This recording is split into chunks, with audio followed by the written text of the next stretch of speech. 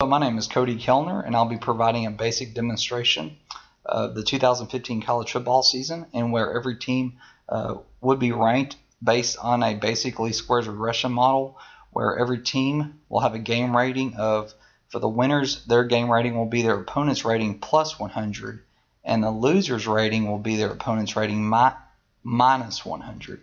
So, for example, in this first game right here between South Carolina and North Carolina, South Carolina's game rating would be North Carolina's overall rating plus 100, whereas North Carolina's rating for this game would be South Carolina's rating minus 100.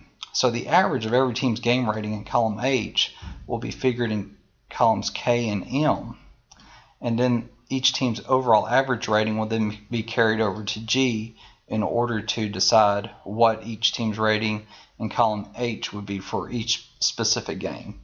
Once the numbers stabilize, the formulas will quit running and we'll be able to rank every team in the nation. So again, there's simultaneous equations built into this to where whenever a team plays, one team, their overall rating will continue to change based on how those teams do as the season progresses.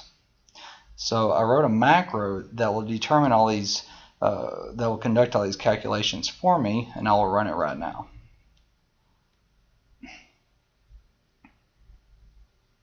Okay, so the rating for every team in the nation has been determined, and as you can tell, our top 4 teams right here are Michigan State, Alabama, Clemson, and Oklahoma. These are the same top 4 teams that made it to the college football playoff. That will be played in January of 2016. The only difference is that we have Michigan State at number 1 rather than number 3, and we have Clemson at number 3 rather than number 1. Now let's see what would have happened had number 3 Clemson had lost the ACC championship to North Carolina. So what we would do, we would go down to that game,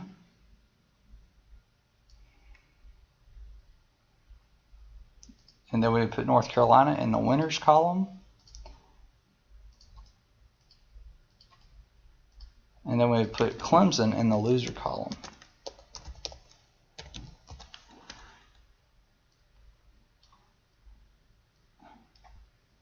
We'll run the macro again.